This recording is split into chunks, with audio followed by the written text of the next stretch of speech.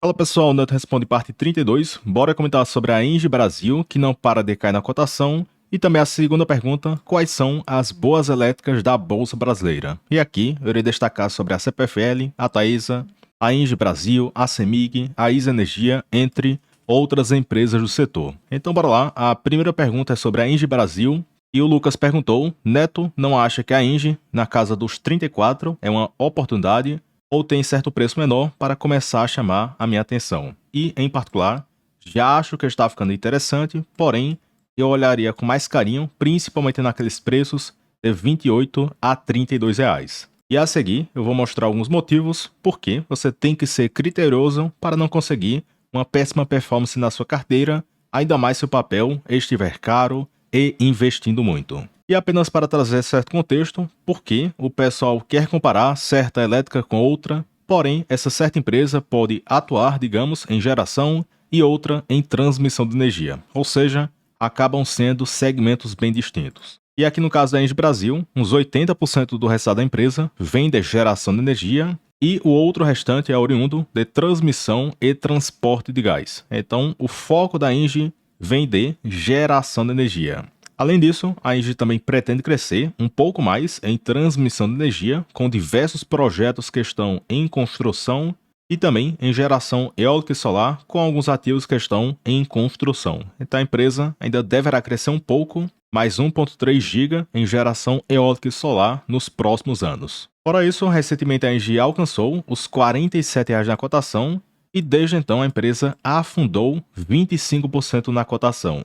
E, por sinal, esse preço de R$ 35,30 é até menor do que aquelas quedas que aconteceram em março de 2020. Ou seja, a cotação atual está até menor do que o fundo da pandemia em março de 2020. Daí, você pode pensar o seguinte, a cotação está caindo porque o resultado está fraco e está desabando. Na prática, a Engie lucrou mais de 4 bilhões nos últimos 12 meses, e até se excluirmos o fato extraordinário que inflou o lucro da empresa com a venda de parte da sua participação na TAG, a transportadora de gás, mesmo assim a Engie teria lucrado 3,4 bi nos últimos 12 meses, o que seria um dos maiores lucros da sua história. Então, na prática, o lucro recorrente da empresa tem crescido no médio a longo prazo.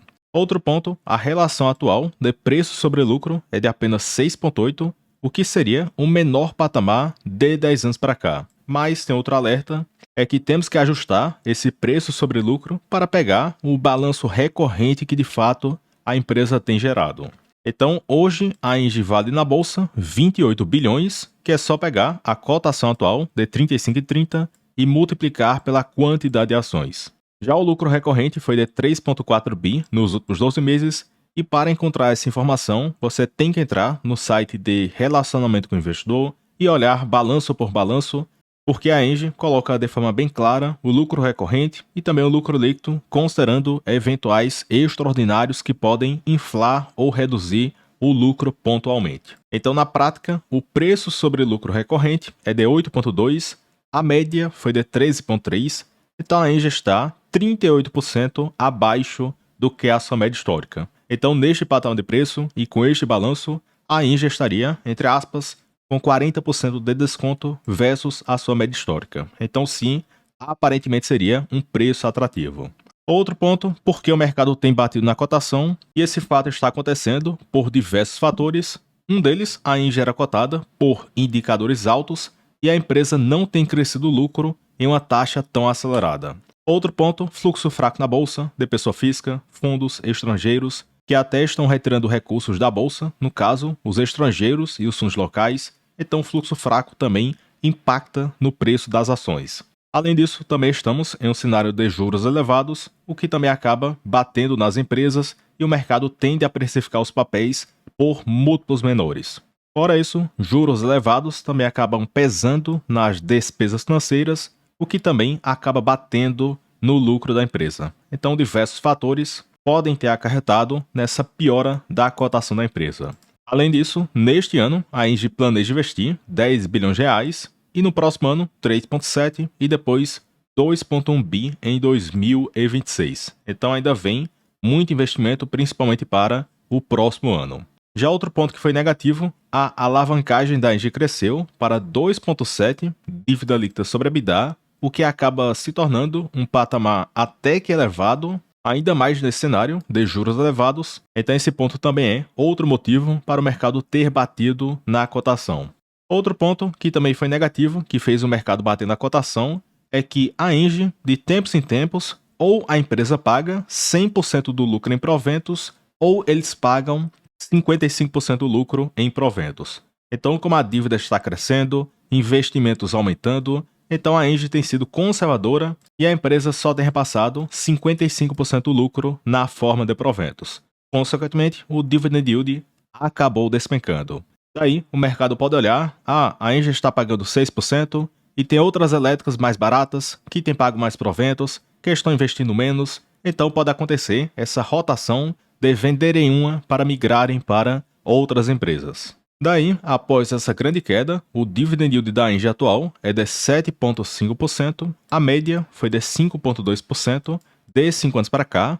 E por que essa média é tão baixa? Porque, como eu destaquei, a Engie era cotada por um preço sobre lucro na faixa de 13 vezes. Então, perceba um racional bem simples, faça o inverso do preço sobre lucro, 1 dividido por 13 vezes 100, esse ponto nos dá 7,6% de yield se a empresa repassar 100% do lucro. Porém, se eles repassarem 55% do lucro, iremos ter 4,2% de dividend yield. Porém, esse cálculo que eu fiz é para uma empresa que está cotada por uma relação de 13 vezes de preço sobre lucro. Ou seja, a moral da história é que se você pagar caro por certa empresa, mesmo ela pagando um alto payout, o dividend yield não será tão atrativo assim.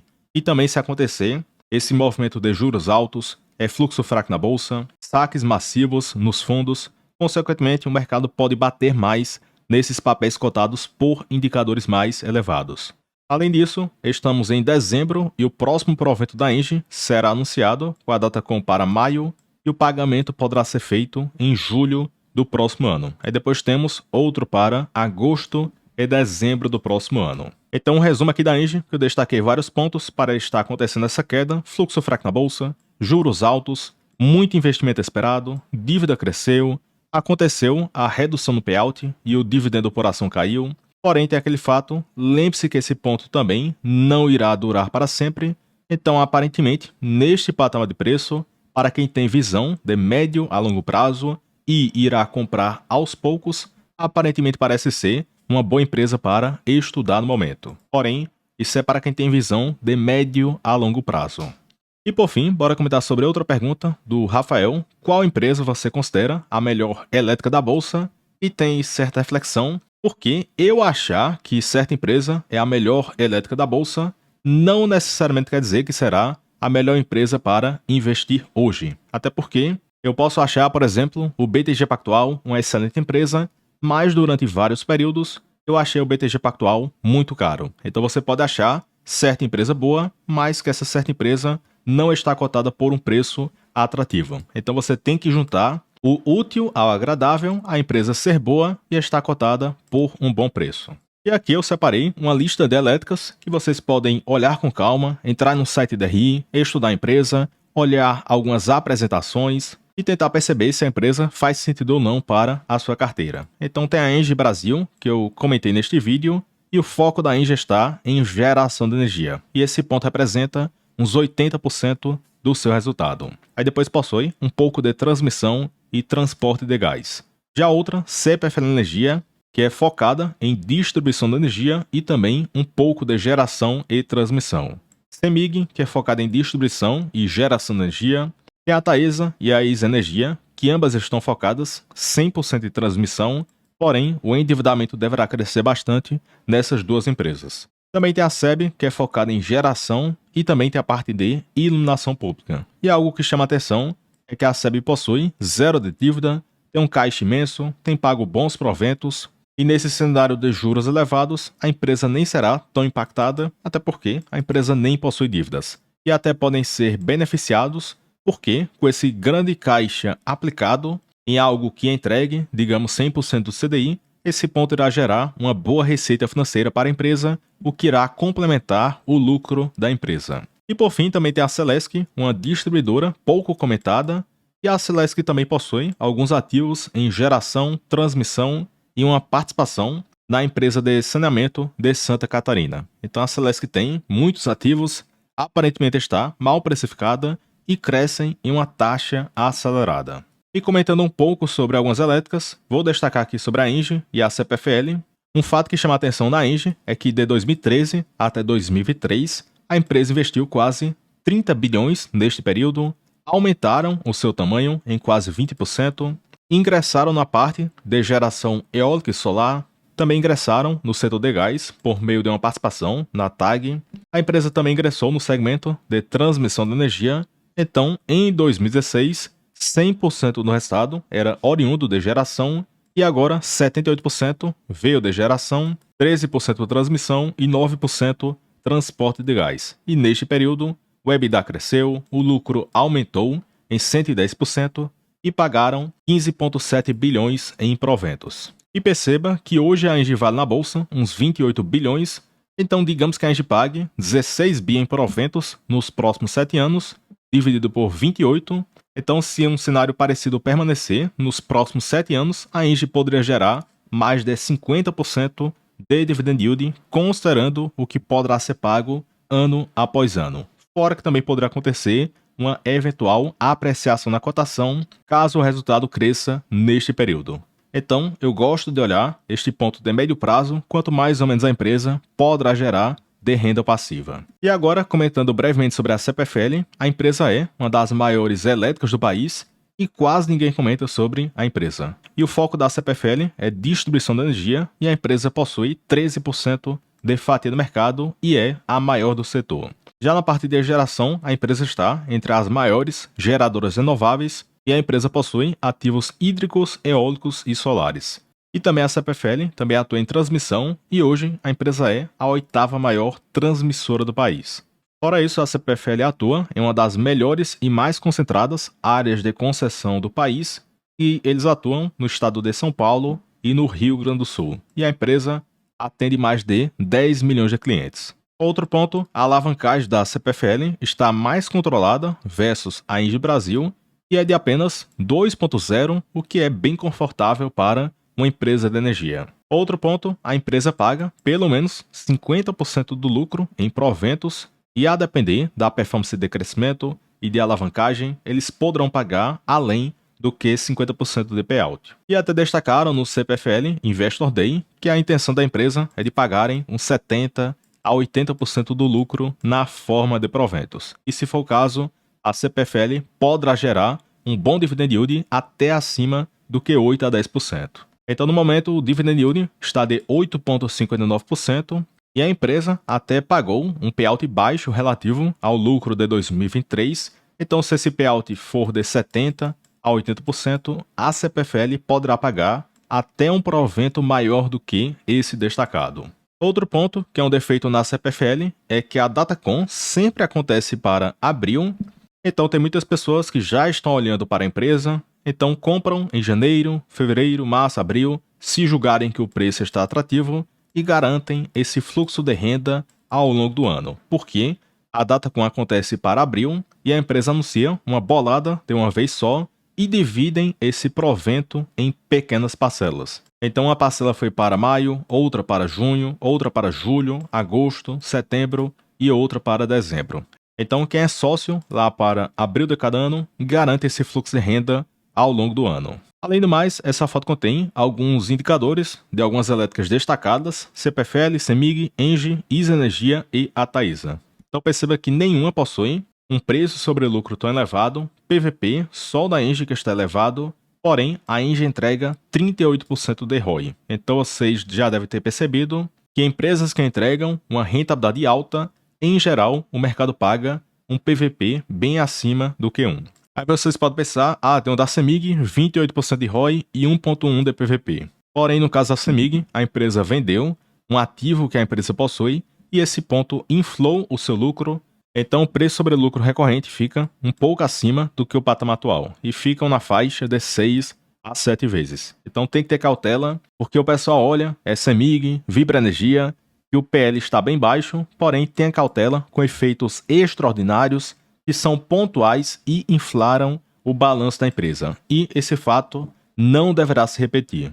Outro ponto, todas têm pago proventos, o da ISA não aparece porque trocou o código, mas a empresa possui 8% de yield líquido em aberto com a Datacom para janeiro, fevereiro e março do próximo ano. E também perceba que o restante está pagando 7%, 8%, 10%, 12%. Então o setor elétrico historicamente paga bons proventos. Fora isso, as empresas têm boas margens, boa parte delas estão com a dívida controlada, exceto a Taesa, são empresas rentáveis e que crescem a receita e o lucro. Então historicamente o setor elétrico foi muito bom no quesito geração de valor e bons pagamentos de proventos. Porém, tem um grande alerta, eu sempre cito que preço importa e muito cuidado, porque quem foi nessa onda da galera do preço não importa, ativo premium, empresa boa se paga qualquer preço, olhe que a Engie Brasil entregou 0% de retorno em 5 anos, considerando a reaplicação do provento. E por que esse fato aconteceu?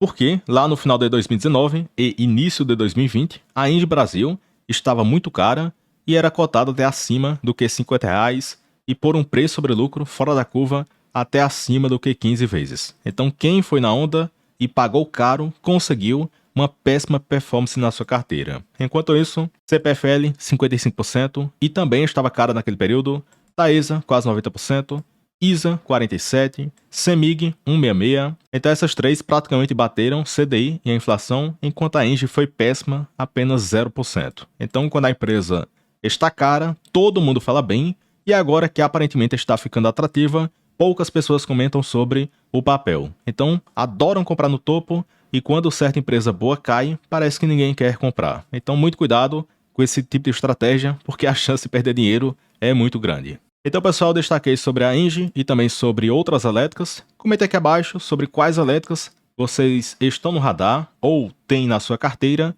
e também comentem dúvidas e sugestões de vídeos. Fora isso, deixe o gostei no vídeo, se inscreva no canal e considere se tornar membro do YouTube para ter acesso a mais de 530 vídeos educativos e práticos para você aprender a investir melhor. Na parte de membros possui a minha carteira aberta, meus aportes, tem a planilha com preço teto e projeções, tem um Telegram e muito mais. E tem aquele ponto, assinei hoje e não gostei. Então clica em compras de assinaturas e cancela em um clique. Então aqui você só paga o mês que quiser utilizar.